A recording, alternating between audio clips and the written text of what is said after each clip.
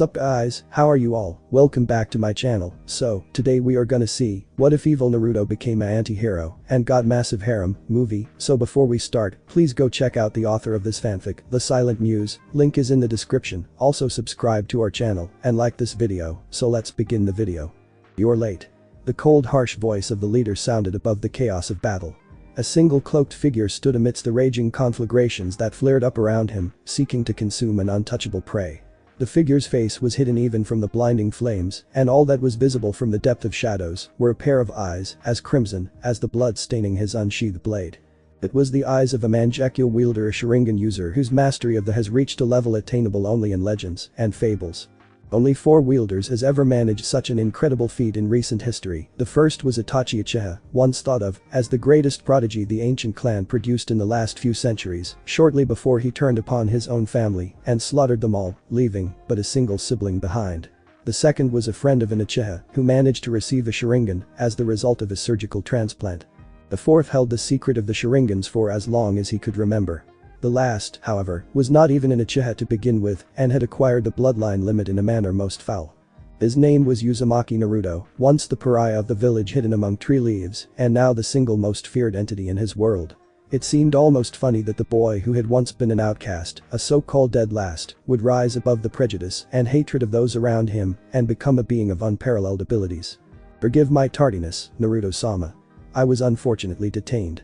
A second figure arrived behind the now-grown pariah, bowing low in a sigh of respect. He wore similar garbs to the blonde youth, though his face was not hidden, as the former had been. Kabuto Yakushi swallowed nervously as he felt his master close in, every inch of his skin tingling as the awesome presence of the man washed over him.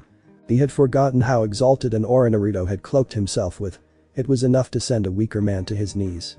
The medic-turned-spy had never felt such stately magnificence in any other shinobi, not Orochimaru, not his lapdog Uchiha Sasuke, and not even in the cages of the hidden villages. It was this, the traitor supposed, that had missing Nin's flock under the blue-eyed demon's command. It was this that allowed Naruto to take the reign of legions.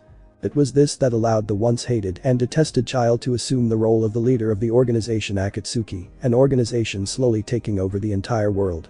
For Uzumaki Naruto was a ruler born to the mandate of heavens, and no forces of earthly origin could save him from that fate. Kabuto was one of the few to discern this, one of the few outlaws who read past the blind fervor Naruto inspired. And it was because of this insight. The former servant of the Otokage chooses to align himself utterly to the flaxen-haired ninja's cause. How is your excursion going? The voice was calm, betraying no hidden agenda. Naruto was an actor born, and not even one, as perceptive as the medic could discover his true inclination, unless he willed it thusly. It was easier to keep his men in place when they followed a leader whose motivations are beyond their comprehension. Besides, Naruto simply found it easier than to explain the same simple strategy over and over again. I trust you are fruitful in your venture. Hi. Kabuto nodded. Orochimaru has grown suspicious of me as of late, but not enough to exempt me from the meeting. He has not yet made any firm plan in regards to our legions, though the desperation seemed plain to even the most blinded fools. I see. The Uzumaki turned to face in another direction, where one of the 9 shinobi generals who acted under Naruto's direct command massacred another squad of jonins who refused to submit themselves before the fire cloud's will. A pity, they seemed rather talented too. And what of my dear teammate? It was common knowledge that of all the people Naruto had come to despise in his past, only a single person had been left alive. A man who went by the name of Sasuke Uchiha, brother to the infamous Itachi Uchiha, the author of the Uchiha massacre. Once, long before Sasuke's defection and Naruto's subsequent self-imposed exile, the two of them had been, if not friends, then certainly good acquaintances. After all, there was much in common between the two, both orphans and both isolated as a result of their legacy. Although one of them was raised upon a pedestal and fed with golden spoons and the other left to rot, condemned to hell before he even understood the concept of sin. And it was because of this that Naruto hated Sasuke with a passion. Not because of his birth, that was something the raven-haired Avenger could not help, just as Naruto himself could not change his own lineage. It was the fact that despite how good Sasuke had it, especially compared to his own deplorable situation, the bastard had the goal of throwing it all away, just to chase after some fictitious dream he would never complete in 1,000 millenniums, particularly now that the blonde lead Itachi and could appreciate the deserter's talent better than anyone but Itachi himself. It was a slap to his face that the thrice-damnable Uchiha would cast aside everything Naruto dreamt of, even calling them useless burdens that he had been glad to be rid of. It was from that day the seed of dark abhorrence fully flowered, and the bond between brothers shattered beyond a hope of reforge. It was only on that day the wish to recapture Sasuke turned to an obsession, not because, as Sakura had wrongly surmised, that he wanted to redeem what little light was left in his former best friend. No, he wanted the arrogant boy back in his life for a very simple reason, so he could tear the haughty Uchiha limb from limb before plucking out those precious eyeballs of his. The dream stayed with him, even after he had assumed the mantle of the leader of an army of missing nins, though with a single key difference. Now, he actually had the means and the lack of resistance to carry out his abominable desire. And when he does, he plans to savor every moment. Sasuke-kun is disturbed. Kabuto sought an adjective that would properly describe the traitor's current mental state. He found the task rather difficult, much to his chagrin. He has had very little sleep as of late, and his obsession with his goal has turned to near fanaticism. In my personal opinion, Naruto-sama, the child would crack under the strain any day now. In the dark shadows, Naruto allowed himself a satisfied grin. So, the precious Uchiha prodigy was finally going over the deep end, was he? How very fortuitous of him. Perhaps this was even better than his original master plan, in a way. After all, what greater pleasure could he derive from Sasuke's misfortune than to watch the genius destroy himself by the non-existent ghost of his past? Uzumaki Naruto knew perfectly who was to be blamed for Sasuke's condition, of course. Who else but the man that left his ex-friend mentally scarred beyond repair, the man who had once been the pride of the entire Uchiha clan Itachi. In a time when Akatsuki has taken war to the open, the infamy of the Akatsuki Nine had evolved from the pages in some rarely shared bingo book to household names that were the rough equivalent of the boogeyman. And Itachi, as one of Naruto's foremost vanguards, had been one of the more whispered names, even earning himself the title of the Raven, a bird long believed to be an omen of death. For the survivor of the massacre, to hear the man he so despised walking in the open, to witness the power his nemesis wielded, and to possess the knowledge of the distance still between the two of them, was like a slow-acting poison, slowly destroying him from the inside out. As for the man who had orchestrated the event, well, the blonde found it terribly amusing, to say the least. Naruto-sama, there is one more thing. Kabuto all but whispered, afraid to disturb his lord from his reveries. Crimson eyes reverted back to blue, Naruto turned to face his servant. Though Kabuto could not see his master's face, he knew his own life was not in any immediate danger. It would seem both Suna and Konoha are meeting in secret, no doubt, in regards to the Akatsuki Nine, as well as their leader. I am not privy to the specifics, but… So my old friends are finally on the move, eh? Naruto mused as he began to walk, accompanied by Kabuto. The silver-haired shinobi couldn't help but shiver as he took in the carnage all around him. Over 100 jonin, all of them dispatched by a single entity. But more frightened still was the fact that each of them had been killed off in the same manner, a thin, nearly invisible wound over the trachea. These men died before they had a chance to even retaliate. It reminded the glass-wearing healer just how powerful his lord was. Not even Itachi, with the use of his Sharingan, could have emerged from such odds completely unscathed, and Naruto had but employed a fraction of his strength. Well, again came the chilling chuckle as the fires parted, as though with a will of its own. Master and servant stepped through the flames, which rushed back into place once more, a funeral pyre that claimed the bodies of the fallen. I think it may be time to have a little reunion at last. Since the day he first took leadership, Naruto's identity has remained secret from all but the Nine and Kabuto. No one, not even his own men, knew who it was that led them into battle, who it was that controlled the mightiest army in the elemental countries. There have been theories, speculations at best, each one more far-fetched than the last. But Naruto supposed that, as friends, former friends, and backstabbers, granted, the few peoples of Konoha did deserve to know who it was that would crush their feeble resistance like an insect. By Hokage and her entourage, I am honored. Naruto drew as he stepped into the clearing, accompanied by both Itachi and Kisame. The two Akatsuki members stayed a little ways behind the leader, who approached the gathered group of Konohan defenders seemingly without caution. The golden-haired youth stopped several steps away, where he surveyed the contingent calmly with his blood-red Sharingan. Spare me, the Theatrix Tsunade fought back the urge to deck the man and break all the bones in his body. She was not a match for the leader of Akatsuki, an organization whose top members are at least cage-leveled ninja, to say nothing of the man who could command such a host. Brashness has no place here. So to what do I owe this lovely gathering? Almost rhetorically, Naruto posed the question at the welcoming committee, none of whom seemed particularly friendly to the infamous warrior. Surely a cage did not have this much protection. I am hurt you think so little of me that I might harm a fellow delegate. It was not Tsunade, but Niji who spoke. The Konoha 12, excuse me, I mean, 10 had all accompanied the Hokage, along with several clan heads, several elite jonin, the Suna delegates, and the Toad Hermit. One simply does not take what is probably the most powerful man in the world lightly, especially in a confrontation that may well end up in bloodshed. When the wide-eyed prodigy spoke, it was with utter disdain. Naruto noted that in his absence, Neji seemed more confident, to say nothing of his growing strength. A strength that would do well not directed against himself, or it would most certainly be forfeit. The former member of the Konoha 12 prayed the stoic Hyuga would not be so foolish as to squander his talent so pointlessly. Stop dancing around the subject. The young man fairly growled at the insulting words. He seemed livid at such a suggestion, the veins around his eyes all the more pronounced as he fixed Naruto with a trademark death stare. Unlike the times he used such a method to discourage Lee from one of the thick brow's harebrained schemes, this time, Neji had laced it with full killer intent, which all but flew over Naruto. Just what do you want with us? My god, Naruto shook his head in disbelief. He had no idea Konoha could be this idiotic, or this arrogant, for that matter. Did they really believe that they are in a position to demand anything of him? Surely they must have realized that the only reason they were not crushed underfoot was by his good grace alone. Of course, as always, he seemed to have overestimated the humility and clairvoyance of Konohagakure no Sado. What I wish of you is simple, and it's practically effortless on your part. Naruto loved to draw out the suspense. All you must do, my dearest Hokage, is to simply swear an oath of loyalty to me and submit this village to my jurisdiction. And in exchange, I let your citizens live. Of course, the same extends to the Kazekage as well. There was an immediate protest and outburst, though none came as louder as a certain thick-browed fighter who fairly screamed above the din. Evildoer. You shall not taint the youthful flames of Konoha with your unyouthful ways. Feel the wrath of Konoha's green beast. Before anyone could even react, Rock Lee of the Leaves appeared next to the still unresponsive leader and delivered a bone-crushing flying kick to the man's head. Judging by his appearance, it would be safe to say he had removed the immense weight he always wore, rendering his attack more devastating by far. At the age of 28, Rock Lee is the best martial art master in the village. Period. His blows are of such force that even the Hokage herself, known for her monster strength, had some trouble blocking.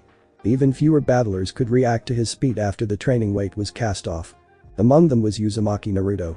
Faster even than Lee, Naruto casually reached up with a single hand and caught Lee's leg as though blocking a child's feeble attempt. The blue-eyed commander didn't move even a muscle as he absorbed the full blunt of the attack. This is the best you can do? Pathetic. He muttered scornfully. Then, with a cruel smile, the former Konohinin tightened his grip. There was a sickening crack as Lee fell to the ground, screaming in agony and clutching his injured leg where Naruto had broken his bone. With a cry of dismay, an older version of Lee appeared next to the incapacitated combatant and helped him back to the ranks, which seemed far more subdued. They had severely underestimated the strength of their enemies if Lee, one of their strongest, could be defeated with such ease. Before they could formulate another plan, Naruto spoke again. I am disappointed if that is how the village of Hidden Leaf greets an old friend. I assume something like that would not occur again. Old friend? Sakura piped up in surprise, one of the few present to pick up the soft passage. What are you talking about? Aw, did Sakura-chan forget about poor little me? Naruto mocked in a childish voice, satisfied to see nearly everyone flinch at the sound. It was not because they feared the speaker, but rather that voice had renewed the scars they tried so hard to heal. It was a voice they knew all too well, the voice of a ghost. Incidentally, Haruno Sakura looked just as pale as she stumbled back, caught by an equally white Hinata. Her lips quivered as though to speak, but no words would come to her and only managed a choking sob as she pointed a shaking finger at the still unknown figure. No, stop. Stop it. He's dead. Stop defiling his memories. Naruto made something akin to a derisive snort. With a soft whisper, he dismissed the permanent shadow illusion over his features and gazed back at the assembled and horrified crowd with the same shade of startling blue they had all grown so used to. He looked older as to be expected given the time passed and handsome, but he was still far too familiar to the little boy that once proclaimed his dream of being a Hokage. The whiskered cheeks, the foxy confident grin, and the mop of sun-kissed hair, everything just screamed Uzumaki. And yet how could it be? How could it be that Naruto is standing before them, leading their very enemies, when the boy died over a decade ago? Now isn't this amusing? Naruto asked, his grin still plastered to his face, though the good-humored smile did not reach his eyes. What, finally figured I was worthy of a little respect, Haruno. So do tell me this, and this goes for all of you, where was the goddamned respect 10 years ago? It was all Sakura could manage. Her mind was still reeling from the fact Naruto was still alive. In some recess of her mind, she always believed a bright, cheery boy she had known would one day return, and then things would settle back to the way they always have been. Maybe not with Sasuke, but Sakura had found herself not caring anymore. Sasuke had been a childhood crush, a romantic fantasy that would end in nothing but tragedy. As an adult, the pink-haired medic in training recognized this. The boy did return, stronger than ever. But he returned not as a hero, not even as an ally. Uzumaki Naruto has come back as Konoha's #1 enemy and their eventual conqueror. It was here that the ever-sensible Nara Shikamaru decided to intervene on Sakura's behalf, hoping to convert Naruto from his temporary bout of madness with logic and reason. The Anbu, having only recently been promoted due to how troublesome the job was, could not have picked a worse time to comment. Be reasonable, Naruto. You would have lost the nomination no matter what. The council was prejudiced against you from the beginning, and since they control the majority's vote, even with the support of the Tsunade-sama, you would have not been elected as the Hokage heir apparent. Oh, I know. Naruto nodded seriously, as though at last seeing the irrationalities behind his seemingly childish and vengeful actions. It might surprise you, but I was not nearly as stupid as you seem to make out. I was aware I'd lose from the very start. I mean, can you imagine those stubborn old geezers lend support to the idea of the demon spawn lording over the very village? The very notion is ludicrous. But then why such a meaningless attempt at vengeance? Neji hesitated before raising the question. Unlike many of his relations, the proud Hyuga had held a grudging respect for the vessel ever since the day the condemned youth knocked some sense into the wide-eyed prodigy. Naruto. Naruto looked at Neji in an almost friendly way. Almost, but not quite. Yes, I did realize my effort would be doomed, hell, I even realized I would not make a good Hokage. I was too brash, too headstrong, and too passionate for that. But I did expect my friends to at least stand by me. After almost 7 years, I thought I dared even so moronically to believe that I at least earned that much loyalty. I imagined that no matter how much the village might rally against me, I could at least count on the votes of a few friends, if for nothing else than to reassure myself that I could still change the perception of some of the population. He glared at each of them in turn. And you let me down. Naruto Kiba sighed as he tried to console his friend, but stopped dead at a murderous glare from the said target. We were only acting as decreed by our clan. Our own opinion isn't worth a damn, and we didn't think you would be hurt this much. I feel lower than crud after what I did, but what other choice do I have? Naruto watched a dog user as if he had sprouted a third arm somewhere one wouldn't expect a third arm to grow from. Not much. And please enlighten me, however did you reach this conclusion? After all, I had only shouted my dream on every available occasion, perhaps that was not enough to convey a clear message. Kiba was at a loss for words. Naruto turned away from him, his stoic expression returning again. Facing the assembly, he continued in an impassioned speech. Well, at any rate, you might be surprised to hear this, but I didn't run away and fake my death because of that. It might have influenced my decision, but it's not the straw that broke the camel's back. I have been through hell my entire life. Did you really think that one event would break me so easily? I did come to the realization that if it had not been your clan interest, something clearly above me in importance, you would have at least given me support. That I think can be assured of. I don't understand, then. Gaara gave voice to the thoughts in everyone's mind. Why would you have defected from Konoha if you speak the truth? Power. What else would I run away for? It certainly wasn't because of a marathon. The look of consternation and shock made Naruto's day. If only he had a camera to capture the moment. The sight of it was too priceless for words. He would have made a fortune selling the photos alone. You see, I've always thought that the reason I failed, whether it be the Chunin exam, Sasuke retrieval, or the election, was because I wasn't stubborn or adamant enough that I didn't try as hard as I could. Then it dawned on me. I was failing not because of my lack of dogged determination. I was failing because I lacked power. But no one made any sound, Naruto continued. If I had enough power, none of my mistakes would have happened. If I had enough power, I wouldn't have failed to persuade Sasuke into coming back. I'd have beaten him into a bloody pulp and dragged his half-corpse to the village gate. If I had enough power, I wouldn't need to implore so earnestly that the village see past the demon in me when they're about to cast their vote. I could intimidate them into doing the same in much shorter time. He enjoyed the gasp and murmur of horror that accompanied his words. So in the end, power is what it came down to. When reason fails, might make right. So you are just like that filthy Uchiha and Orochimaru, then. Jiraiya all but snarled. He couldn't believe that one of his own students would turn out this horrible. It made him feel sick to the stomach at the thought. You traitor. Like them? I'm anything but like them. Naruto shook his head. They were and still are, in my opinion, complete and utter morons. Well, Orochimaru I could understand, survival being one of our chief instincts. But Sasuke.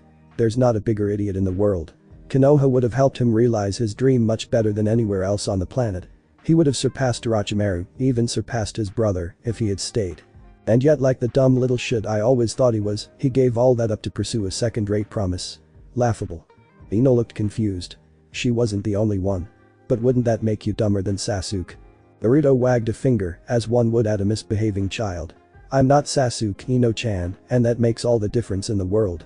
You see, our dear little former comrade had everything handed to him on a silver platter. Whatever he wanted he would have gotten sooner or later. Hell, the villagers practically kissed the ground he walked on. If he had wanted to grow stronger, I'm sure the leaf would have backed him up with everything it got. After all, what village doesn't have a stronger Sharingan user as a weapon? Me? The village would rather see me completely mundane and helpless. I'm sure 70% of the population would like nothing more than to have me incapable of wielding even a spork. His laughter was cold and callous, devoid of humor. Sasuke talked about how the village was holding him back. But then, even with Sharingan, he was as blind as a bat. The village would only push him to ever-soaring places. On the other hand, the village was trying to hold me back with everything in its power. How could I attain power? How could I reach my full potential when I dwell in a place that wanted my head on a platter? Konoha possesses the resource for me to succeed and grow, no doubt, just not the motivation or desire. Remember how I told Niji that one must not give in to destiny? Well, it seems there are destinies that could not be changed, mine being one of them. So I went for the next best thing. I reforged another. Then the youth shrugged. It's nothing personal, really, but you have about 5 minutes to reach a decision in regards to my proposal. And I promise I won't allow my personal feelings to interfere with my ruling the village. Itachi. A scream rent the air, causing both parties to look up in surprise. Over to their right, or left, as relative to their position, stood none other than a furious-looking Sasuke, dressed in garb similar to the one Sound Nin's wore. Behind him stood his elite bodyguards formerly known as Sound 4. I found you at last, brother. Oh, wonderful.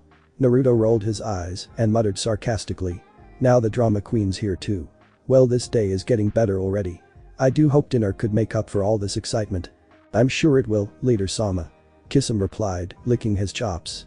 He had a hand over the handle of his massive cleaver, though he seemed not particularly interested in using it. You wouldn't believe how long it takes to wrap the thing in a bandage. And beside, the blade was only reserved for worthy foes. Toby has a penchant for food, it seems. Ah, finally, some good news. The blonde trader brightened immensely at this. I always did say that a boy could have been a chef if he quit the outlawed life. Sasuke, on the other hand, did not seem so pleased at being ignored. What the hell are you doing with Itachi, dope? The raven-haired Uchiha survivor hissed angrily, his eyes narrowing into slits. My patience with you is wearing dangerously thin. You must learn your place. In an equally dangerous tone, the fox boy turned to his once teammate, his eyes shifting from his usual blue to a shade of dark crimson. The color of blood, the color of Mangekyo. Tsukiyomi. Sasuke screamed as he was pulled into the realm of illusions and subjected to a world of pain. At first nothing happened, then slowly, gash began to appear all over his exposed skin, blood seeping across his body, pooling at his feet. All of the Suna and Konoha delegates wore looks of incredulity on their faces. They had no idea, never in their wildest imagination did they think even for a minute, that the dead last would come to possess the prized Sharingan and to achieve its ultimate form, as well. It seemed so absurd, so bizarre, and so far-fetched. Kakashi's surprise was more pronounced than any of them. As one of the holders of the Mangekyo, he knew better than anyone its limitations. While in this stage, the Sharingan can be used to produce extremely powerful genjutsus, even the dreaded Tsukiyomi, as Naruto had so effortlessly demonstrated no hallucinations could actually inflict physical harm upon a person. They can be used to kill, certainly by convincing the victim they are suffocating, for instance, but to actually draw blood was quite another story. Impressive, isn't it? Naruto's voice sounded in the Cyclops' ears, mocking and malicious. It's a much more powerful form of Tsukiyomi, produced with the chakra of a demon. The enchantment is so powerful that I could actually convince the cells to die, the heart to burst, the liver to fail, and the brain to shut down altogether. I could, in other words, bend reality itself. The illusion lifted without warning, leaving a severely injured Sasuke on the ground, white as a sheet from pain and blood loss. The almighty Uchiha had been reduced to a blood-stained mess by a single glance. Now that the interruption is over, allow us to move on to the heart of the matter of your immediate surrender. Sakura looked uneasy as the two factions stood near their agreed meeting place, with not a word passing between them. How did things fall out so badly? She didn't know. Or perhaps she did, but simply didn't want to remember.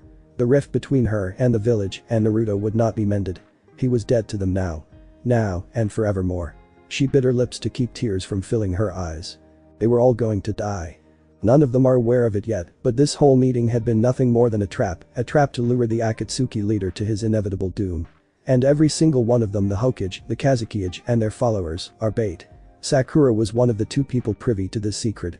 The other being the Hokage herself, who had arranged for this almost kamikaze-like maneuver. She recalled walking into the subterranean chambers where it was stored, an enormous monument to the ingenuity and malevolence of humanity. Centuries, even millennia of accumulated dust did nothing to ward off the aura of unspeakable evil hidden within its metallic shells. Tsunade was already standing beside the death contraption when the pink-haired Kunoichi had arrived at her side. There was a grim, almost forlorn look on the healer's enchanted visages as she gazed up at the crystallization of men's intelligence, distilled in absolute heresy. "This is the only way," the aging Hokage had murmured as she felt her apprentice resting a comforting hand on her shoulders. "The only way to stop the madness. There is no other choice." "But what is it?" The girl dared venture fearfully, almost as though her voice could offset the dangerous item. "The physical manifestation of the ultimate horror," her sensei had answered cryptically. "The sins of the world made material." "I see."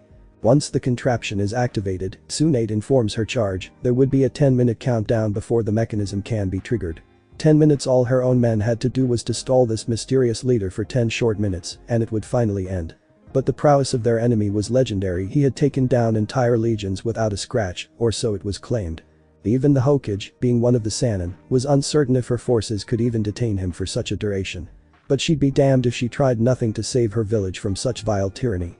"You don't have to come, you know." Tsunade had smiled fondly when she finished laying out her plan. "You could always stay with the villagers." Sakura had shaken her head resolutely. "I am a Jonin from Konohagakure no Sado. It is my honor and duty to die serving and protecting the hidden village I so loved." "I understand." The woman who had been almost like a mother to her had spoken no more on the subject. Though, as the two of them had left the chamber, the dimly lit torchlight flared up for a single second as an ill-omened wind blew through the underground maze, illuminating fading words imprinted upon the sphere like object resting upon what looked to be an altar of sorts. WMDID 24321 Class A Antimatter. Pitiful. Naruto looked down at the fallen form of his friends in disdain. Though he had killed none of them, his blow had enough force behind it to render the brave Konohanins hapless for a good long while. Each hit had shattered at least one bone, if not more, and laced with his own sinister brand of chakra, the strikes had effectively rendered the opposing party unable to utilize defense measures of any sort. "I had expected more resistance from you." Tsunade made a valiant effort to reply, only to cough up blood. She had been one of the first to fall, having been slammed against the ground with the full force of a herd of raging bulls. It was something of a feat in itself that she could even stay conscious after the blow had landed. "I should finish you here, and now for your betrayal," Naruto muttered as he lifted an arm. Black flames coated the length of his hand, elongating into a sort of pure chakra. Yet there was something wrong about the energy that pulsed around the blonde's outstretched fingers. It felt tainted and hateful, cruel and malicious beyond imagining. "Now, Hokage-sama, any last words?" he taunted as the same colorless sword was summoned to his hand. "Just one." The dying Hokage grinned as she spat out through clenched teeth. Boom. Somewhere below them, a red ticking number reached 0. Somewhere, several alternate universes away, a blue-eyed blonde child awoke with a start. Staring up at the white ceiling with curious eyes, the child then proceeded to do something no newborn ever did in history. "Well, that's just peachy," the boy muttered in his babyish accent as he let out a long sigh. "Shinigami, I'm taking your balls the next time we meet." 6 years later. Uzumaki Naruto grinned as he looked down at his prisoner, one of the civilians who had decided to take certain matters to his own hands and act the hero the ailing Hokage did not have the courage to be. The man had even managed to attack Naruto under the pretense of a drunkard, though his movements are anything but uncoordinated. Naruto had thanked whatever deity above for such providence. His supply is running low, after all. "Your name?" His voice filled with cruel joy as he kneed the man hard, causing his guest to wheeze in pain as the air was forced from his lungs. When the man hesitated to speak, Naruto rewarded him with several swift kicks in between the legs. He didn't particularly care for the answer at any rate. He just enjoyed the sight of a tortured soul. Besides, the man brought it on himself. "I shan't ask again, wretched creature." Miyamoto Usagi made a barely conscious reply. Naruto frowned at this new development. Damn, he had expected a tougher spine. Looking down with a trace of disgust in his eyes, he issued his next question, his right hand reaching for a hidden kunai. A kid like him was not supposed to have one of these things, of course, but Naruto was quite the master thief if the situation called for it. "Family? Orphaned by you?" snarled the now fully awakened citizen, his eyes red with anger. It was obvious he hated the blonde child with every fiber of his being. Naruto didn't care much. He hated the man right back. With a blur his left hand shot out and loped off the man's right ear. "I thought I made it clear you're only to answer my question and nothing else." He started in a monotone, not at all bothered by the screaming or the blood. He reserved no mercy for his praise or anyone else he decided was not fit to live. "Scream all you want, there is no one to hear you. Now, the next question." It was unsettling to see a mere boy behaving in such a cold and malicious manner, but then again, Uzumaki Naruto had a lifetime of memories inside his head, he could hardly be considered young or naive. With a blood-chilling angelic smile, he walked away from the whimpering captive, admiring his handiwork. "Whose order are you under?" Large doe-like blue eyes met the man's own, cold and depthless, like those of a demon from hell. There was only a savage pleasure in the abomination's blue orbs as they beheld the barely hidden fear of his prisoner. "Go to hell, you monster." The villager spat. Or tried to, before his teeth were shattered by a fist not there a second ago. Naruto simply chuckled as he retrieved his fist and with his other hand, produced a vial from beneath his cloth. He shook the content of the container before the bounded figure, who watched with apprehension as the clear colorless liquid of the device swirled around within the glass walls. "Do you know what this is?" When his answer was met with a fearful shake of head, he continued, his voice barely audible and the cruel joy within his tone fully detectable. "It's one of the most powerful aphrodisiacs known to men." His whisper was so cold it was freezing to the bone, as though Satan himself had spoken through the boy, using his tongue to deliver some message of unthinkable evil. "Can you imagine what would happen if I forced the entire vial down your throat and leave you alone with a pack of which, one, in heat, in plain sight of the entire town? Now, the answer, if you please." The man's eyes widened in utter horror at this, and he forced the painful words from his dislocated jaws. "I acted on my own." Naruto raised an eyebrow and regarded the man with something akin to surprise. "Oh, so you followed no one's orders, is that right? Well, Mr. Usagi, it would seem that I have misjudged you completely. You are a far more brave soul than I had expected." His grin was enough to split his face in two as he bent down and mumbled the last words next to the captive's ears. "I hope you scream long and hard, Mr. Braveheart, when I strip the flesh from your bones inch by careful inch. The Hokage on won't let you," the man sputtered fearfully. Naruto simply laughed all the harder at his pleading words. "The Hokage isn't going to know now, not ever, too." To his credit, Miyamoto Usagi screamed the loudest in his life when the torture began. 1252. 1253. 1254. Naruto smiled as he pummeled the wooden post with a mindless rhythm. The training stake had been all but demolished by his childish fists, splinters of timber falling to the sweat-stained ground in a rapid shower. The boy could feel his muscle contort and harden with each blow, his body growing stronger under the near-inhuman training he had forced himself to undergo. Power is everything. He had awoken in this world naked and defenseless. His once immense near-infinite chakra stripped from his body, his monster strength robbed by infancy.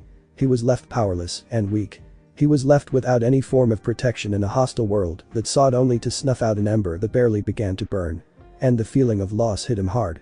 The fall from grace from such a height was devastating to the former leader of the Akatsuki, as though one of the Olympian gods was cast from his seat upon Mount Olympus and down to the mortal world below. It was utterly maddening. And the lust for power Naruto thought he had sat rose once again, stronger than ever before. So he threw himself into training, determined to change the past he once lived. But at least this time, he was not without any form of aid. He had retained his memories, after all, and that would in time prove to be his greatest asset. No longer would he blindly stray from a beaten path, having memorized the various teaching scrolls handed down by legendary shinobis of ages past. No longer would he attack the training dummies with only zeal and vigor and lacking in style and finesse. Now, he followed the careful guidance of master swordsmen and warriors of yesteryears, relearning the accumulated knowledge of an entire world. And after all, knowledge is power. So far, it was going fairly smoothly. Given that he had retained his Mangekyo, he was able to set aside his Jinjutsu training for now. Besides, the true power of a Jinjutsu lies not in the amount of chakra supplied, but in the clash of wills. Naruto doubted any mortal in this world could hope to stand as his equal when it comes to the strength of one's mind. Instead, his most urgent attention lies in the area of Taijutsu, or rather, the endurance of his body. Back in his own world, Uzumaki Naruto had developed a fighting style unique to his situation, relying on a combination of Jinjutsu, Ninjutsu, and Taijutsu being utilized at the same time. It was immensely effective, able to subdue the combined efforts of Itachi and kiss him within 5 seconds of deployment. Yet the strain caused by the said form was unimaginable. For a lesser ninja, the exhaustion would have killed him. And by the time Naruto could fully command the said style of combat, his body was hardened to the point where he could have stopped Swan's full-force blow with a single finger. Naruto did not have the luxury right now. So, after coping with the fact that he was not going back, Naruto decided his first objective would be the training of his body. Luckily, with both experience and an incredible healing factor to lean on, Naruto progressed by leaps and bounds. He was actually able to perform his fighting style for a small duration and on a much smaller scale as well. Even then, he had fainted right afterwards. Damn this body. Still, he had succeeded nonetheless, and that was always cause for celebration. When the boy had finished his physical training since the day he was able to walk, Naruto had not taken a single day off from his routine, trusting the demonic regeneration process to run its course. The boy would then move on to his ninjutsu practice. Like Taijutsu, ninjutsu too required a sturdy container. Normally speaking, a child's body such as Naruto's would be unable to handle the intensity of the chakra without internal damage. But thanks to the blonde's merciless training regimen, he was able to perform Jonin level techniques consecutively without tiring. And, as a result of this, by his current estimation, the leader or soon-to-be leader of the Akatsuki was somewhere on par with an 18-years-old Itachi. And that was saying a lot. For the moment, Naruto concentrated on an often neglected area of his ninjutsu exercises. In blurring speed, the boy moved through the hand seals, his eyes closed in concentration. Hand seals are one of the most important aspects of the shinobi art, shaping and guiding chakra to a physical form. Yet once the average shinobi gained some semblance of mastery over the subject, it was promptly forgotten. The more they fool them. Over 60% of the time in a duel between shinobis, it is speed that claims victory, the speed of the body and the speed of the jutsu. To be able to form one's attacks before your opponent does, even if by the interval of a second, could spell the difference between life and death. As far as Naruto could tell, the average shinobi could form about 3 seals at the most in a second. A cage-rank shinobi could produce a maximum of 8.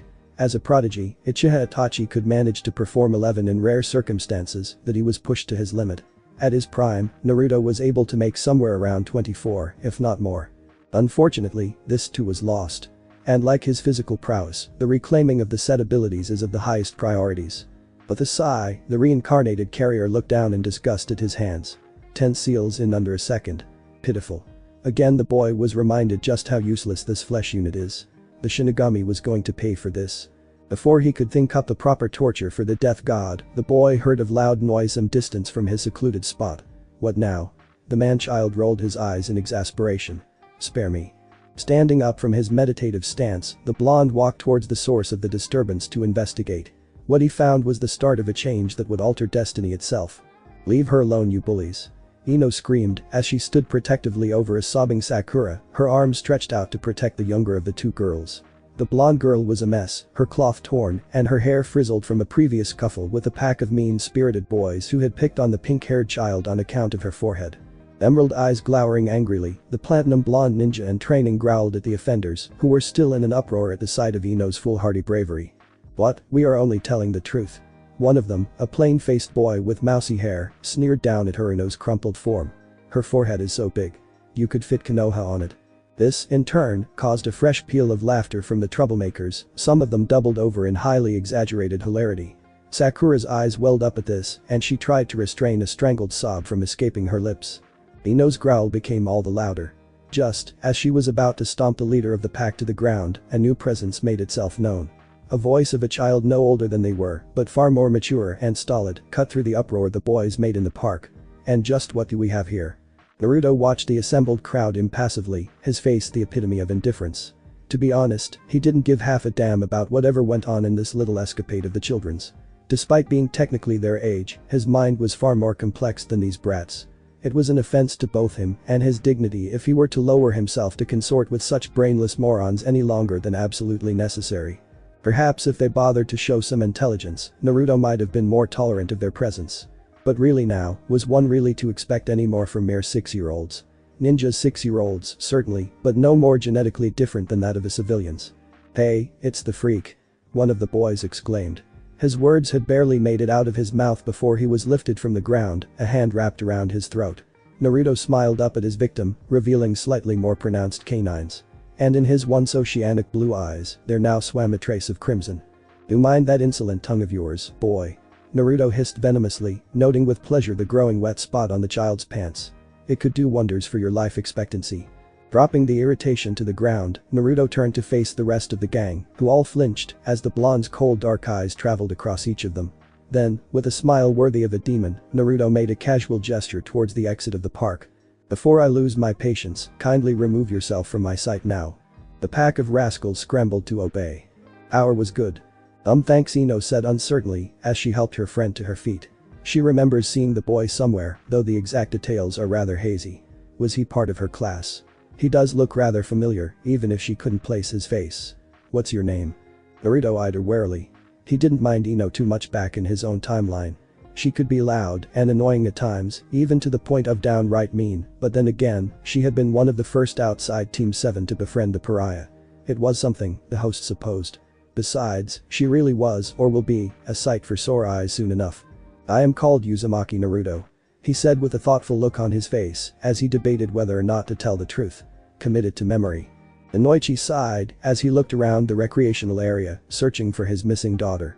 It has been a little over 2 hours since Ino left to find her friend, one Haruno Sakura, and since then, the Jonin had seen neither hide nor hair of the overactive blonde. Despite his perfect confidence in his daughter's abilities, Inoichi was getting somewhat worried. True, most of the Konohan residents know enough to stay away from a carrier of a clan's insignia, but then again, the stupidity, greed, and lust of a human could never be underestimated. The blonde man suppressed a shudder at the unthinkable possibility that a pedophile lurked around the place. Then, 15 minutes after the search began, Inoichi found his target. He immediately recognized the bright blonde hair, as well as the shock of pink that belonged to Sakura, one of the few children Ino had considered a friend. Yet he did not recall the third child with the sun-kissed hair. The boy did look familiar though. Wait a moment. Is Ino actually playing with a boy? Inoichi made a soft kind noise, just to make certain he wasn't under some sort of genjutsu. How was that possible? Did God decide to end the world early without informing Inoichi about it?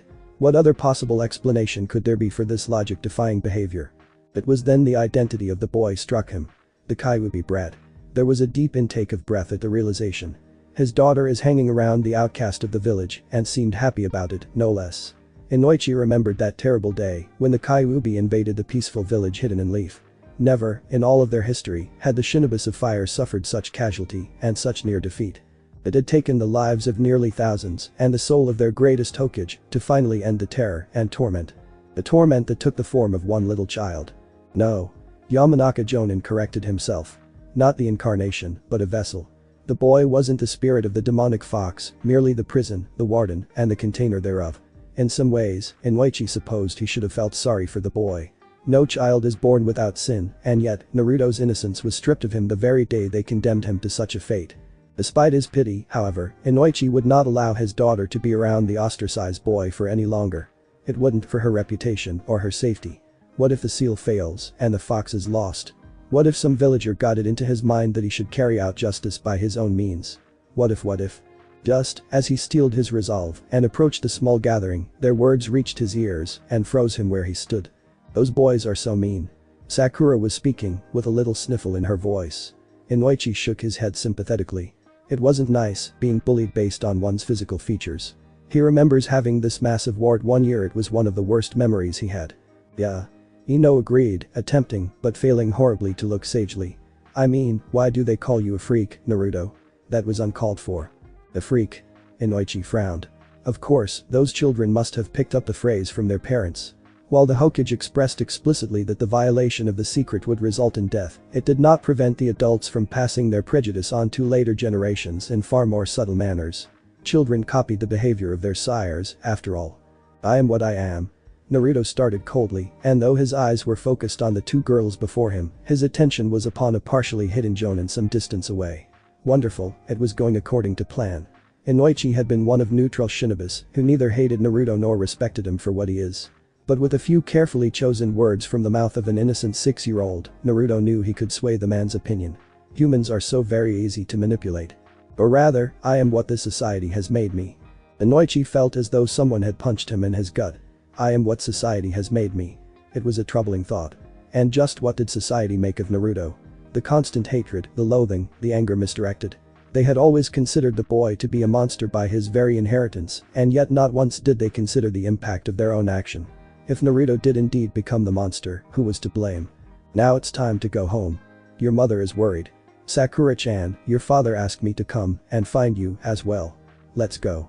He at last called out weakly. The petite blonde girl nodded and waved her friends goodbye before joining her father. Sakura smiled shyly at her new friend and followed Ino, leaving Naruto alone in the now deserted park. "So, who is that?" Inoichi questioned innocently as the three of them had put a good distance between them and the park. "Oh, it's this really nice boy we met today," Ino explained cheerfully and Sakura nodded in support. Inoichi raised an eyebrow. "I thought you hate icky boys, Ino," he teased good-naturedly.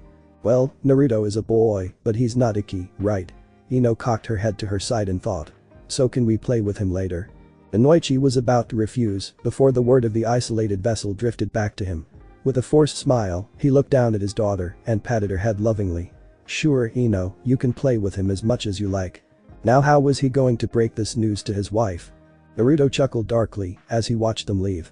Inoichi would relent, he was certain of it. Sometimes, it didn't pay to be a shinobi of reason, after all. He was rather surprised at how pleasant the girls had been, a far outcry from the screeching harpies they had been years from now. Well, perhaps that was too harsh of a statement. Once they had gotten over their obsession with the Uchiha brat, they were fairly decent people to be around, not to mention extremely attractive. Their presence had altered Naruto's carefully formulated plans. The boy didn't complain, however. In fact, he had found this new development to be particularly favorable. Naruto enjoyed a challenge in this world or the next. To control every aspect of an event simply didn't provide him with amusement. Which was why he was half regretful, back in that other parallel, that he had eliminated most of the capable resistance. They would have served as sufficient entertainment, if nothing else. Conquering the world just isn't fun if your opponent had allowed you to walk all over them without putting up a fight. Now, the arrival of the two girls had given him an idea. He was going to change their future and the future of anyone his mind had made a note of. He would see how far he could push the boundaries of fate, how much of a deviation he could cause from destiny's intended course. Could he, perhaps, change the tragic past of Gaara? Or could he, maybe, impact the sufferings of Neji? Might he even prevent the two girls slobbering over the Uchiha part? Well, maybe not Sasuke's plight. Because the little bastard just plain deserved it. For God's sake, he had punctured Naruto with that thrice damned Chidori 3 times. There are some things Naruto did not tolerate, repeated injuries being one of them. Joy, this is going to be fun.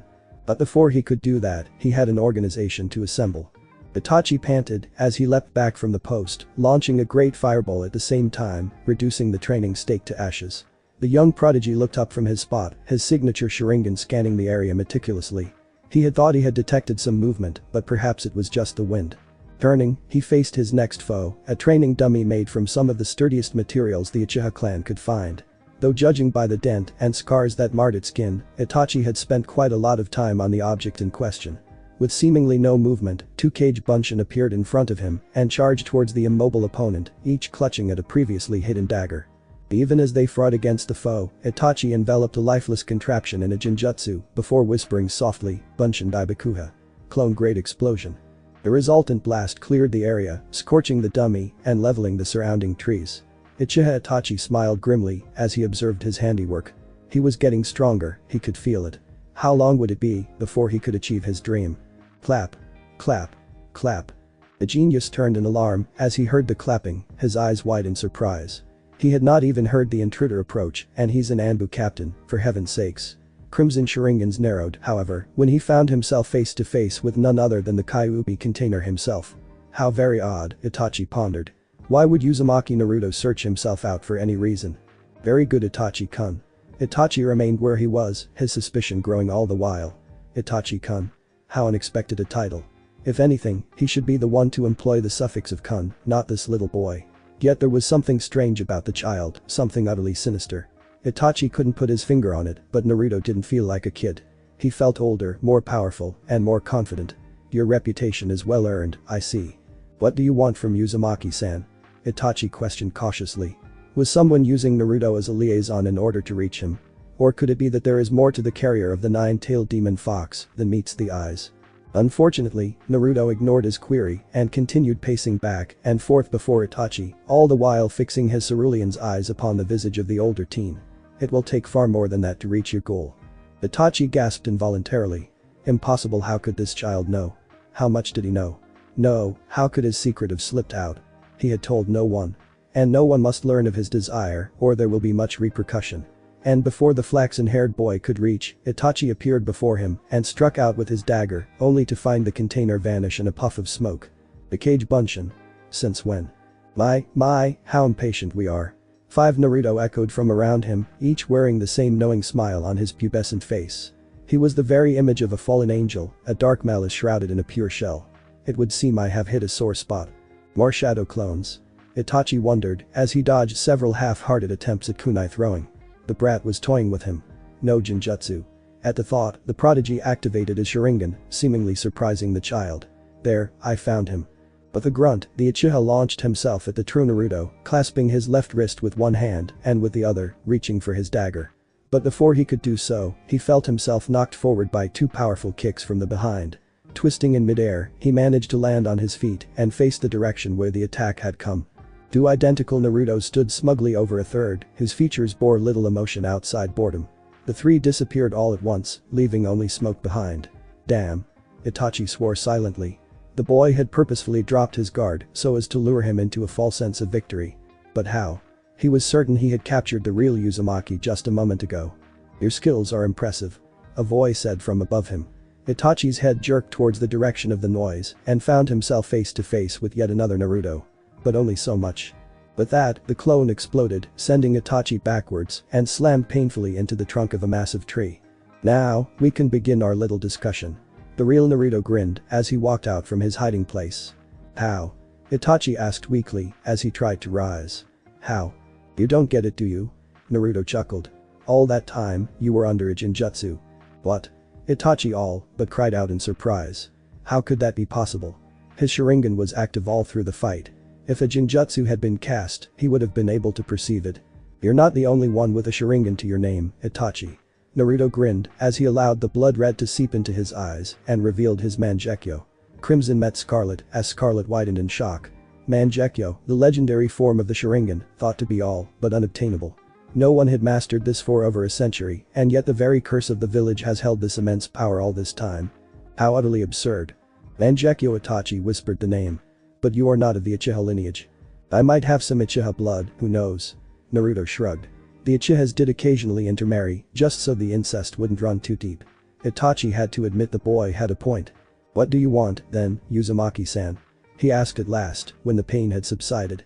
He doubted Naruto would have simply interrupted his training for nothing, then proceeded to demonstrate to him one of the most powerful bloodline limits in history, as though it was nothing.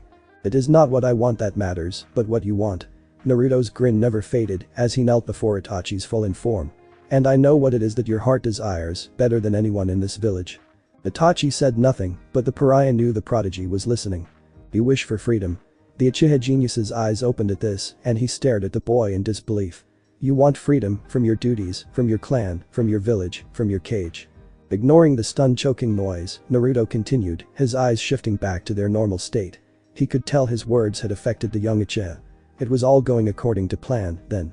I can give you your heart's desire, Itachi-kun. I shall give you the key to your cage, I shall give you talents to strike back against those who so imprison you, and I shall give you wings with which to soar beneath an endless sky. I alone hold your freedom, and in exchange, you have but to serve me. Naruto smiled as he held out a hand towards the Anbu captain. Only to exchange one master for another. Itachi sneered. It was strange that he did not question the boy's words, nor did he think it odd that a 6-year-old child should make such a claim. There was something about the aura of Naruto, something cold and evil, something unnatural and not entirely human. Who in this world could claim true freedom? Naruto retorted with a snort. Who could truly be free of bondage and shackles of the material world? I am simply the lesser of the 2 evils. It was a long time before Itachi spoke, but when he did, there was a conviction in his eyes. Very well, I shall follow you, if you could stay true to your promise, Naruto-sama. 2 days later. You have accomplished the deed, then. Naruto said without looking, knowing the identity of the intruder at his doorway. Itachi stood, dressed in the traditional cloak of the Anbu, though with one difference from his past self. Where once resided 2 fully matured Sharingan was now replaced by a pair of Mangekyo Sharingan. Itachi Uchiha had become the 3rd person to obtain this fabled power. 3. Yes, Shisui Uchiha is dead. Itachi still felt reluctant concerning the murder. On one hand, Shisui was his best friend since they were but children, on the other, he represents the shackle that chained him to the clan, especially now that Itachi was made aware of the man's spying activities. Good. Naruto smirked ominously. Now we can proceed with the next stage of the plan. I trust you are ready. I am. Itachi replied with a bow of respect. But forgive my doubts, how can we hope to stand against the entire compound, even with the Mangekyo Sharingans at our disposal? Naruto laughed at this. Unlike in public, his laughter was anything but pleasant. It was freezing cold, sending shivers down Itachi's spine as it echoed through the small cramped room. There are other ways to eliminate a foe. Poison, for instance. At this, he handed Itachi a small glass cylinder containing some sort of crystal clear liquid. Tasteless, scentless, and colorless. Practically untraceable. I took the liberty of pouring it down the Uchiha's drinking well. It should be taking effect any moment now. This kind of venom isn't fatal, but it severely hampers the nervous, the muscle, and the chakra conductor system. It will render the best shinobis useless in a battle. Wouldn't the Uchihas have a counter-agent? Itachi questioned as the two of them prepared for the confrontation, packing various weapons into small portable scrolls and donning intimidating black cloaks that concealed them, alone with most of their body and face. Their roots are deep. Not this kind of poison, no. Naruto shook his head as he headed out the door, making certain no one was in the immediate vicinity. I designed it myself, after all. As Naruto had predicted, they encountered no resistance as they entered the manor, killing anyone who stood in their way. While Itachi had engaged several jonins in close quarters combat, Naruto had not moved a single finger, allowing his own clones to do the dirty work. Less than half an hour later, the proud clan of Uchiha Tiders on the brink of extinction. That's the last of them, beside your parents. Naruto muttered in disdain as he stepped over one Uchiha's corpse. At the very least, they were clean kills. Itachi had been very precise in his battles, and the damage showed. There were no bodies that bore more than a single fatal wound. Well, and your brothers. And they are the final chains which bound me. Itachi growled, wiping the blood of his kunai on a fallen clansman's cloth. Soon, he would be free. He was cutting all ties from this accursed place. Leave your brother out of this, Itachi. Naruto shot him a warning look. As much as I understand your hatred of him, he will serve an important purpose in the future. Itachi, what is the meaning of this? Fugaku Uchiha screamed in rage as he discovered the bloodbath, interrupting the conversation. What have you done? I have done what I always wanted to do, Itachi replied menacingly. I am freeing myself from you. Goodbye, father of mine. Itachi watched him passively as a cage bunch of Naruto's carried his unconscious brother from the room. He had suppressed the urge to kill his last remaining relative and instead had told the boy to wallow in his hatred.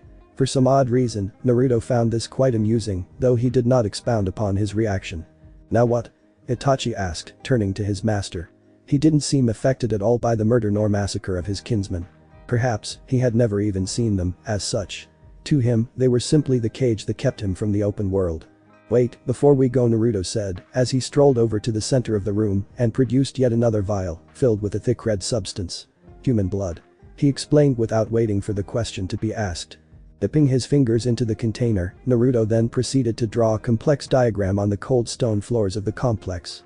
When he had finished, the boy rose again and muttered something under his breath before holding out one of his fingers and sliced through the flesh of his other wrist.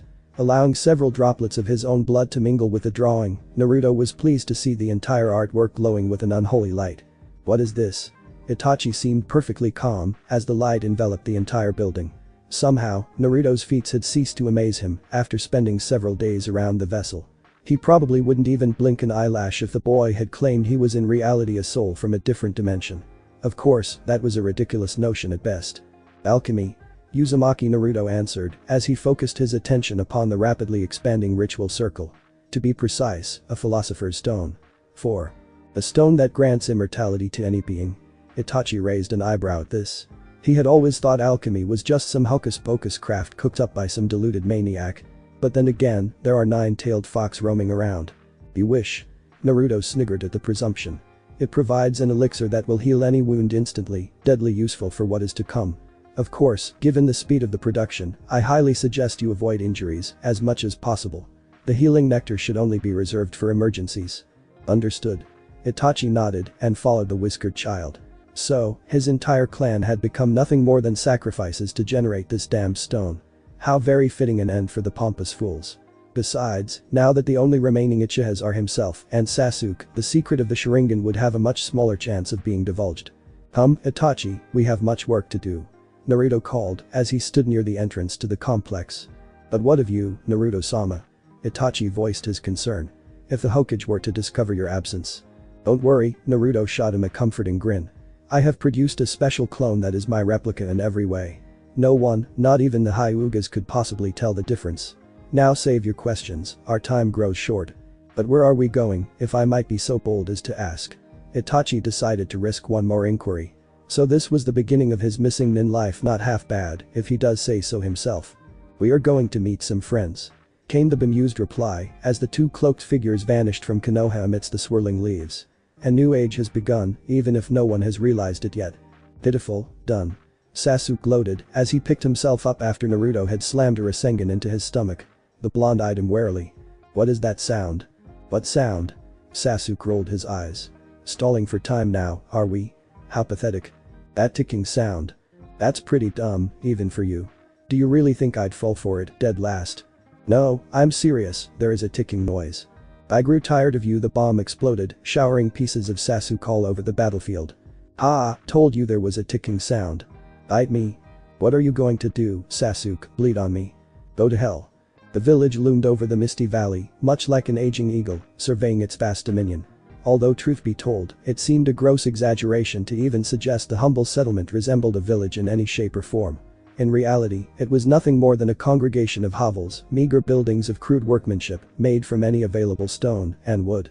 And yet, there was something odd about the pseudo-town, a flickering distortion just outside its parameters, as though a thin veil of water had shielded the tiny community from outside force. Naruto smirked as he noticed the frown on his follower's face. He had to admit, whoever ran the place had done a fairly commendable job hiding it from prying eyes, although to a shinobi of Itachi's caliber, the genjutsu cast over the village was all too detectable. The boy grinned even wider as he tapped Itachi on his arm, signaling the missing nin to stand down. Don't worry, this is the place. He assured his first minion. But we don't want to draw attention to ourselves either. In circumstances such as this, ignorance serves as the best disguise. Why are we here? For the third time, Itachi raised the question. It has been nearly a month since the two left the village hidden in tree leaves, and yet all this time, Naruto did not once bring up his vision of a missing nin organization, a goal that he had mentioned to Itachi in passing. At long last, after braving weeks of wilderness and sand, the travelers found themselves within a rather shabby little village situated between Suna and Omegakure. Though the place wasn't much to look at, Itachi could tell it housed a fair number of shinobis. Of course, Itachi did not think that even with such odds, the two members of the Akatsuki would have had any trouble dealing with the dissenters in their midst. We are here for information. Naruto replied as he pulled his cloak over his tiny frame, hiding his face within the shadows of his hat. He eyed the looming settlement with distaste. He had hoped not to involve himself with some mongrels. We could have obtained them just as easily in one of the bounty posts. Itachi began. In order to sustain themselves on necessary vitals, the two fugitives have taken on a number of bounty hunts since their departure. Of course, they weren't particularly difficult given the strength of the two shinobi, and within a short time, the still incomplete Akatsuki had made a name for itself. Bounty offices are rather tight-lipped about the kind of information I require, and besides, it wouldn't attract too much attention. Explained Naruto patiently, and the older of the two could not help but notice a thin smile begin to creep across the blonde's childish features. It was not the arrogant and knowing smirk the boy so often displayed, but a far more frightening expression of seemingly depthless malice and savagery. The Uchiha murderer could remember to smile all too well. His mentor and master had donned the same bone-chilling grin moments before single-handedly slaughtering an entire Anbu retrieval team. It was the first time Itachi truly witnessed the full prowess of the child he now followed, and the first time when the prodigy was convinced absolutely of his decision. The boy moved like a shadow, his attacks faster than even Itachi could follow without the use of his bloodline limit. Before the former Anbu captain had realized what had occurred, the battle was done. Uzumaki Naruto, cloaked in the fire cloud-lined garbs of the Akatsuki, stood amidst the fallen forms of 24 hunter nins, his eyes blazing with still circulating adrenaline. Yet it was his sheer cruelty that truly stunned Itachi, rather than his movements. In the blink of an eye, the golden-haired child had crippled the Anbu squad, severing the tendons of their arms and legs, leaving them completely helpless as they lay on the barren earth, life seeping from the thin wound on their throat. It was to serve as a warning. The cerulean-eyed devil later told his apprentice. While there are fools brave enough to seek to apprehend an S-ranked missing nin, no mortal is foolish enough to challenge a demon, a persona Naruto sought to establish through his inhuman means. But unbeknownst to even the elder Uchiha, Naruto had another personal agenda in mind. The 24 hunter nins he had slain had been, whether by coincidence or fate, amongst the Jonin elites who had cast their lot with Danzo and his root forces. Regardless of the fact, this was a different world. The leader of the Akatsuki could not allow even the possibility of such betrayals to occur. Danzo had been a troublesome opponent to deal with, to the point that Naruto had to personally dispose of him. While it was true the vessel of the Kyuubi no Yoko enjoyed a difficult match, it was truer still that his tolerance was infamously short. Besides, there was a difference between challenging and simply persistent and refusing to die. What kind of information do we seek, if I might be so bold to ask? Itachi frowned as he regarded his traveling companion. Whatever Naruto was planning, it was not in the interest of this tiny parish before them. First, we need to find out your current status in Konoha. Even if you are labeled an S-rank missing nin and all, I would hope my skirmish against their forces would have at least deterred them from deploying more agents. Naruto informed the raven-haired genius casually as the two of them approached the village gates. And secondly, I need to update my knowledge concerning Hidden Mist. Mist? Itachi frowned. He had in the past encountered a number of Kiri nins, but he did not think they posed too much of a threat. Perhaps one of the 7 swordsmen might spell trouble, but certainly not serious enough to warrant such attention. Yes. The flaxen-haired 6-year-old chuckled. Mist has just recently endured a long and tremulous civil war, and if I am not mistaken in my assumptions, genocide of Kekkei Genkai holders is sure to follow. The people of water have always feared those blessed by power, and this recent conflict would serve as proof of their terror. There are a number of bloodline traits that I am intrigued by. It would be a shame if they were to die out due to the ignorance of the mass. The more they fool them, was the grunted reply. As the two stepped inside the illusion, the decrepit hovels melted away, revealing a rather massive municipality built in the same style as the hidden village of sand. 2 new arrivals passed through the massive wooden gates, and after a brief questioning by the guard stationed there, were admitted inside the missing village of illusions.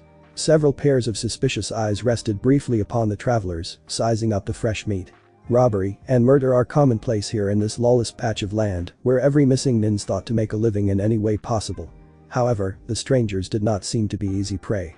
They were a peculiar pair, dressed in long black cloaks that covered their entire body, with great clouds of flaming scarlet imprinted across the inky texture. Large conical straw hats were pulled down low over their heads, as to conceal their features beneath. Though neither carried any visible weapon, from their confident and assured poses, it was not difficult to discern an air of power radiating from their beings.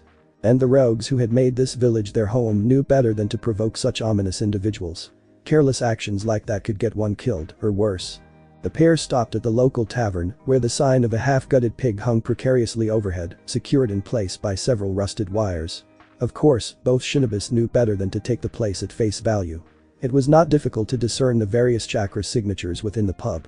This was a gathering place for shady characters from all over the elemental countries, a place where secrets are exchanged and information is bought and sold.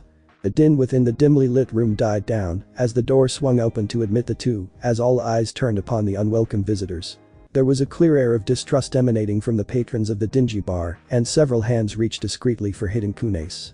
Strangers' presence was not tolerated in these parts. Itachi tries to stay out of trouble.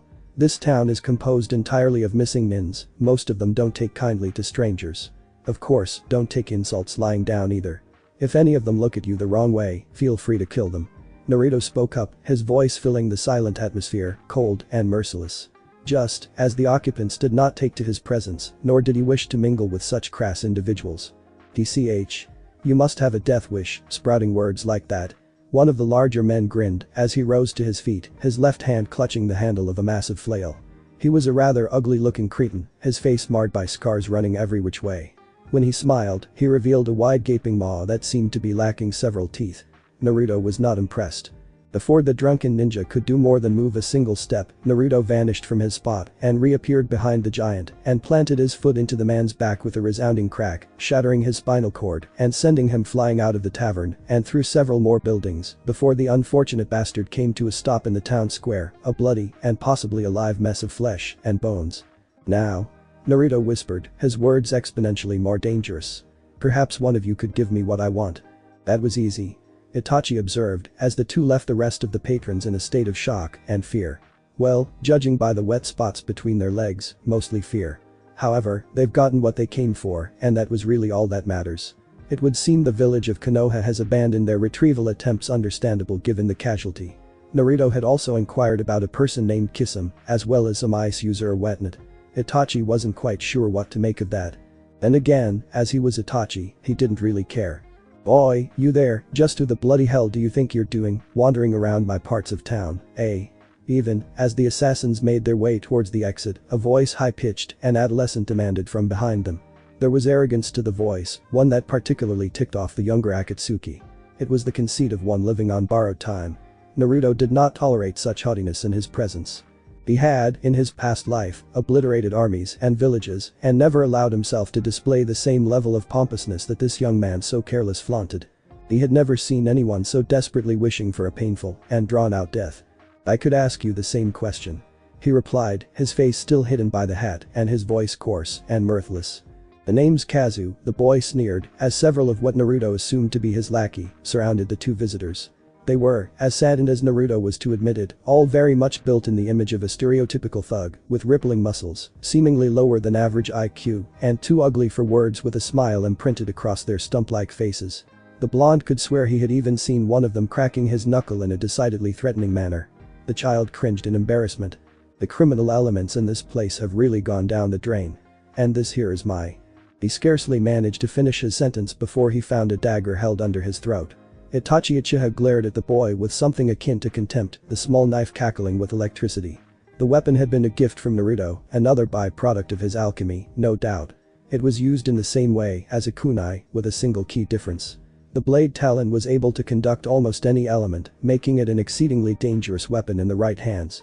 Bearing down upon the quivering youth, Itachi allowed his Sharingan eyes to shift to their Mangekyo form. Much like his master, the prodigal son of the Uchiha clan did not take well to pests such as this. "Tsukiyomi." The resulting scream reminded the Sharingan user of a butchered pig. "Man, I don't know what you did with that kid, but you are in deep shit now." A passing missing nin who had witnessed the encounter gloated gleefully as he watched the goons carrying off the unconscious form of Kazu. "Don't you know who his father is? The guy practically owns this part of town. If I were you, I'd haul my ass." His life was terminated by a particularly nasty Rikari when Naruto had grown weary of the man's presence and had summoned another shadow clone to retrieve the brief moment of peace and quiet he had so enjoyed. He watched him passively as his Kage Bunshin slammed the blade of lightning into the man's chest, dragging his fried corpse nearly 100 yards before stopping. Pity. He had hoped he wouldn't have to resort to physical violence. "Well, now that we know we have caused a stir within this god-forsaken place, why don't we make ourselves comfortable and say have a sip of tea in that parlor over there?" Naruto cheerfully suggested as he led the way.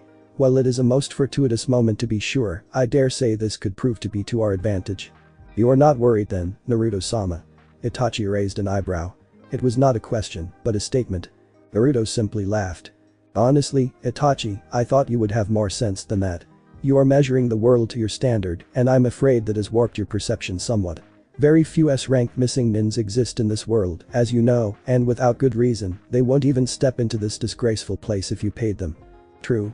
And the raven-haired killer would say no more on the subject, but contented himself to sipping the cooling herbal tea. "Good stuff." "Well, that was entertaining, I think." Naruto glanced at the barely recognizable body of the A-rank missing nin and the father of Kazu. He hadn't intended to cause such causality, really. He had simply wanted to frighten the man just enough to elicit obedience. A properly set up marionette would prove very useful in the near future. Unfortunately, it seems he had underestimated his own capacity or overestimated his opponent's. It didn't matter. "I am rather disappointed at the confrontation," Itachi admitted with a frown as he wiped his dagger on the tunic of one of the henchmen. While he had not yet embodied his true potential, the child was still an Anbu captain of Konohagakure, a shinobi far superior to the forces sent against him. It wasn't a battle he had been engaged in, it was a one-sided massacre. "Don't worry." Naruto grinned as he took out the small stone he had always carried. Slowly, carefully, the boy unwrapped a portion of the ritual cloth that imprisoned the object, exposing a small corner of the scarlet stone. The philosopher's stone glowed an unholy light as it neared the still body.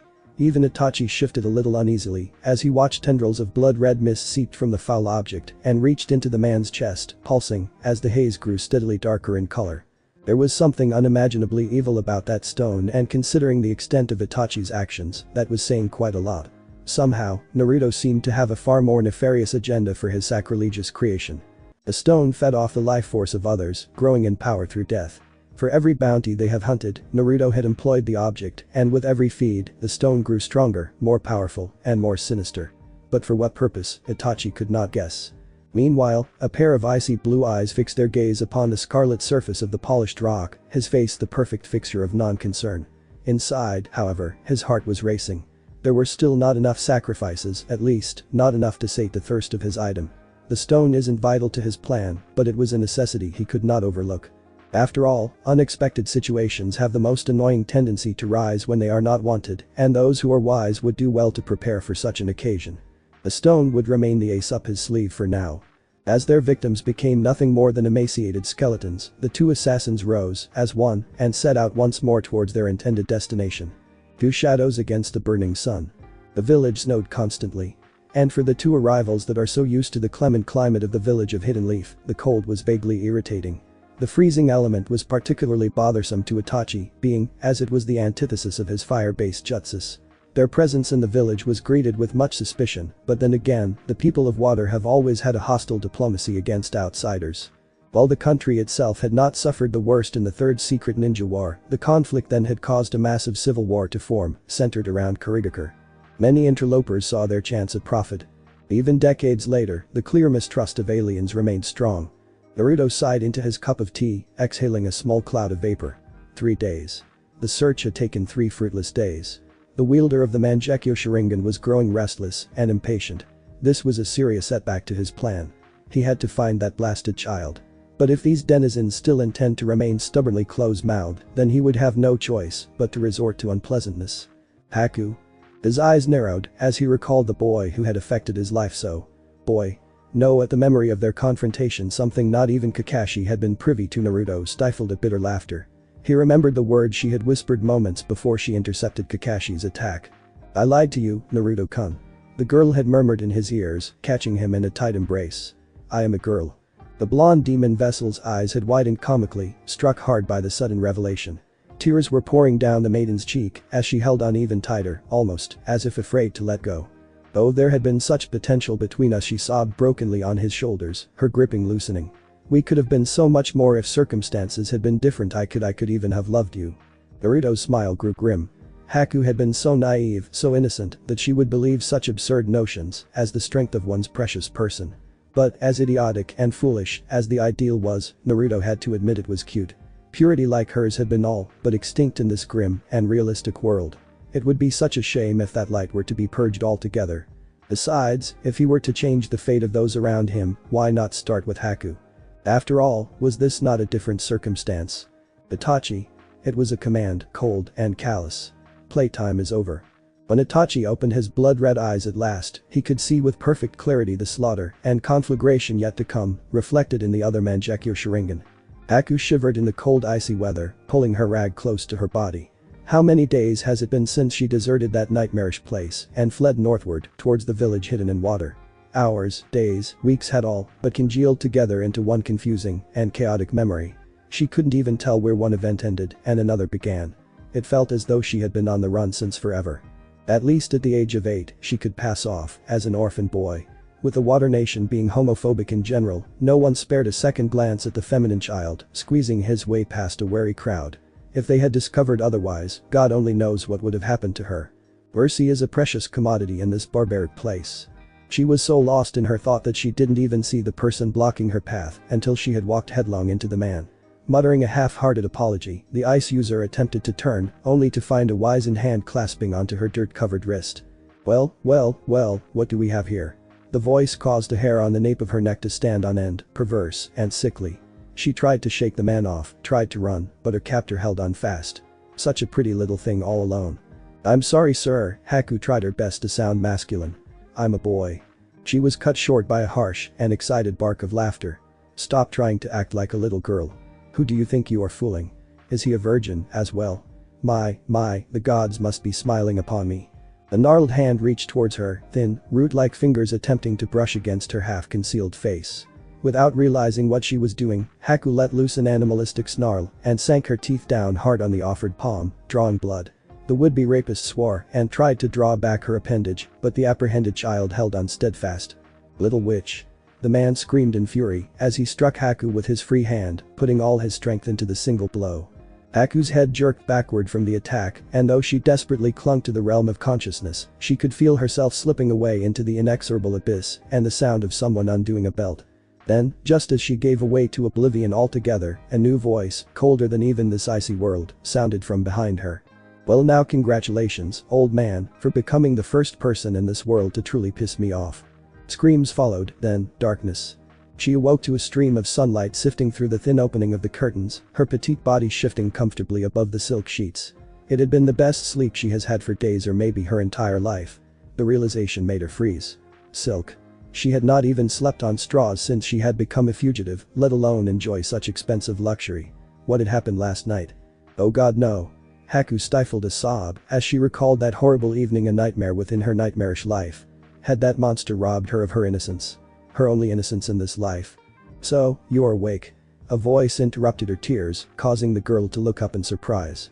It sounded so young, at most her age, and though it seemed uncaring and aloft, she could detect the barest trace of concern.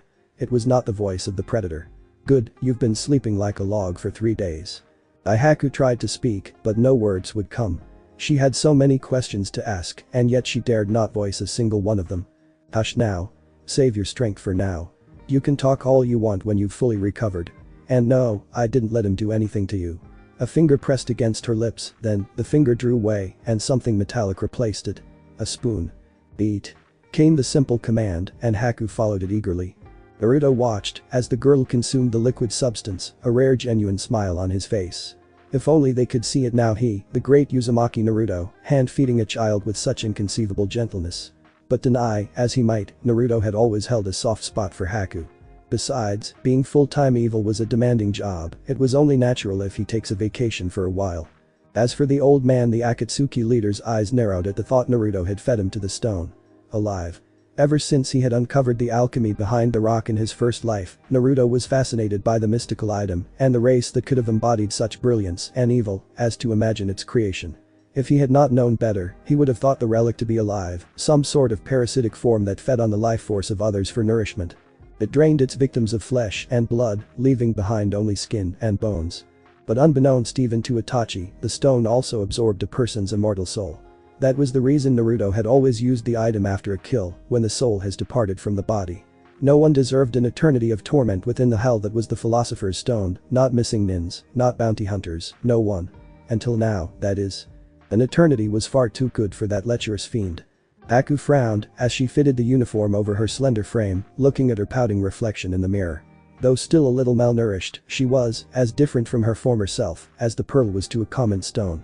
Her skin had returned to the same creamy complexion her mother was so famous for, and her hair once more shone with a healthy sheen. Naruto-sama. The girl complained, adjusting uncomfortably to the somewhat heavy and coarse Akatsuki cloak. Do I have to wear this? Naruto chuckled and pulled the fragile girl into his arms, where she curled up against him like a kitten. Stroking her hair absent-mindedly, he looked out through the half-opened window. Of course not, Haku-chan. You can wear whatever you like. Naruto had never intended to make Haku into a member of the Akatsuki. She was certainly gifted enough to be considered such, given time, but the blonde was reluctant. He couldn't quite explain it, but Haku was different from the others. She was special. And most importantly of all, she was his. Hi, what? The flaxen-haired child couldn't tell you. But he remained nonetheless jealous of the chocolate-eyed girl. You're mine. He hadn't even realized he had murmured his thoughts aloud. But Haku did and snuggled all the tighter against her master, protector, and friend. I am yours, Naruto-sama. Now and forever. She whispered in a voice only she could hear as she felt the waves of sleepiness claim her. Thisum was not having a good day, or week, or month, or year. First, the so-called demon of the mist abandons his post and launches a revolt against the still ruling Mizukage.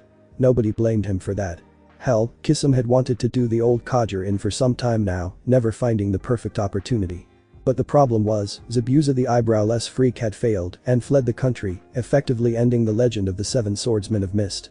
Granted, the Seven was already falling apart at the seam even before Zabuza's betrayal, but it was at that moment the members comprehended just how screwed up their ranks had become. Raiga left weeks after Zabuza's desertion, but, as he and the other swordsmen never had what one could call an amicable relationship, nobody was sorry to see him leave. Except for the Mizukage, but his opinion doesn't really matter too much.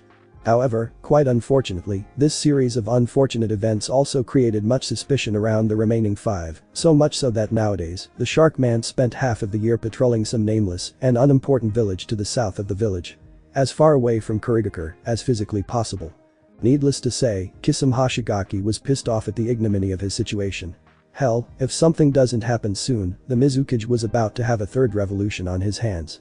At least, that had been his thoughts until a certain Itachi Uchiha came onto the scene. Kisum had heard of Itachi. Everyone has heard of Itachi. Who the hell doesn't know the man or boy that single-handedly slaughtered his entire clan and the score of Anbu who followed him thereafter? The traitor of Konohagakure has garnered a near-legendary reputation in the elemental countries.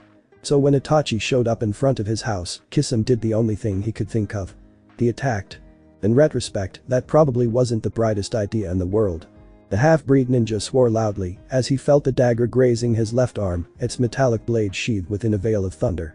Ignoring the searing pain of the attack, Kisum batted away the younger shinobi with his injured arm, while the other reached for the massive broadsword strapped to his back.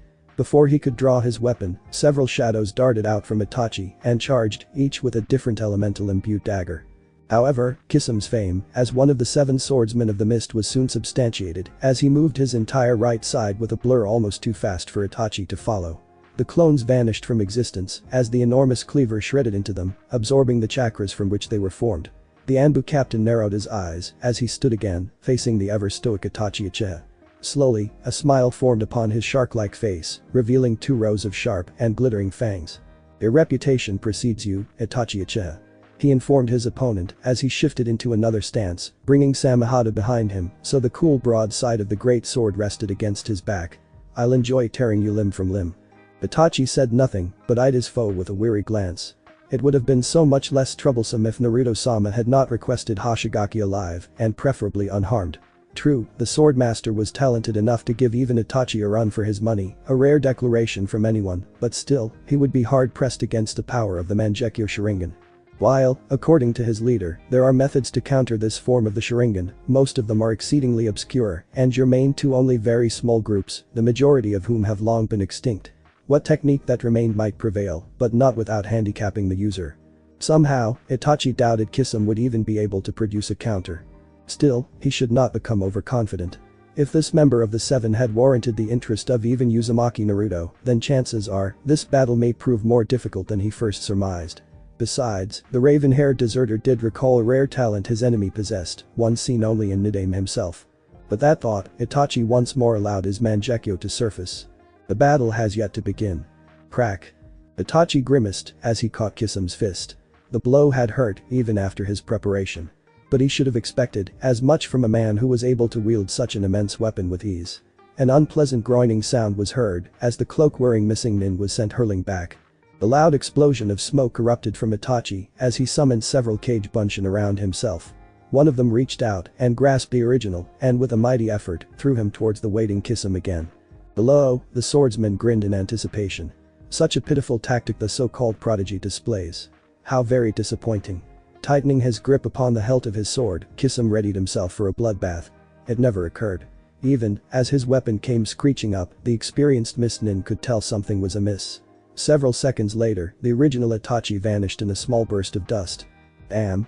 Kisum swore mentally. How could he have fallen for such an elementary technique? It was obvious Itachi had employed a Kawurimi no Jutsu even as he created the shadow clones. The man was good, no doubt. Of course, if Itachi had switched his body was a clone, then the real leaf missing nin would be right behind me. The blue-skinned warrior growled in annoyance as he felt the tip of the dagger digging into his backside. The growling turned to a chuckle, however, as Kisum Hoshigaki imagined the look of satisfaction on his foe's face, turning into surprise when the swordsman's body melted into water. A duel between shinobis was nothing more than a battle of deception. Without warning, Itachi spun around and launched several fireballs wordlessly behind him. A series of explosions scattered rocks and trees, revealing the undamaged form of the water nin. The Suiton user smirked as he pressed his palms together in the form of the last seal of his jutsu. Before he could utter its name however, a shadow barreled into the crossbreed, sending him flying towards Itachi. As Kisum struggled to right himself from the flight, he felt a claw-like hand digging into the joint between his left shoulder and arm. Foreign fingers tightened and then pulled down harshly, producing a series of cracking noises as it dislocated his appendage. The pain was blinding. Dazed by agony, Kisum made the foolish mistake of looking up at his assailant, right at a pair of spinning pinwheels. After that, the world went to the dogs. Shit. Kisum muttered as he tried massaging his injured arm, which, even after he had popped it back to its correct position, still stung like a witch. Beside him, Itachi sat silently, contemplating the turn of events. The man had already raised a campfire and was feeding bits of dried leaves and twigs to the roaring flames. It was difficult to imagine such a youth to possess such great power. So, when his companion enemy did not speak, Kisum made an effort to carry on the conversation. "You want me to join this little tea party you've set up?" Itachi scoffed and turned his eyes now normal obsidian towards the potential recruit. The Akatsuki is hardly a power to be underestimated. "Well, I guess if they've managed to convince you to off Uchiha, then they've got to be something." Kisum shrugged carelessly. "Anyway, why me?" Itachi returned the shrug and answered truthfully. He was not one to mince words. "I have no idea. Naruto-sama decided that you would prove a valuable addition and he has yet to make a mistake." Naruto-sama? Kisum would have raised an eyebrow if he had any. "So, what's he like?" Hopefully, whoever this Naruto-sama is, the man enjoyed bloodshed as much as Kisum. "You'll see," came the cryptic reply. 6 weeks later. The boy stirred uneasily in his feverous slumber, curled up against the cold stone walls of his cell. He waited patiently for the familiar footsteps of his captors to bring him what little nourishment they could spare. Day after day, month after month, year after year, the same routine continued without deviation, without change. This time, the steps were slow, measured, and dignified. Must be someone of importance, the young child thought bitterly as he opened his bleary eyes and stared at the narrow, sinuous tunnel that led to the outside, separated from him by a row of cold steel bars. Suddenly, the routine changed without warning as shouts began to sound all across the tunnel. Shouts that conveyed an emotion alien to the boy's ears: fear and terror. Something was coming, something wholly unexpected and unprepared for. His clansmen are panicking now, loud explosions and obscenities filling the air.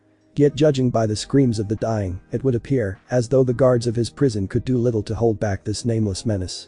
Then, all at once, the noises ceased. Silence followed before it was shattered as a metallic door swung open on its hinges, eliciting a pained screech as metal grinded against rusted metal. The shadow stood over the boy, watching him with cold red eyes in an almost contemplating manner. Slowly, the shadow shifted and a small hand, porcelain white and unblemished, reached out towards the chained youth. "Hello, Kamimaro-kun." Naruto grinned from within the darkness. "1. Think of Kakashi's Rikari from Naruto Shippuden.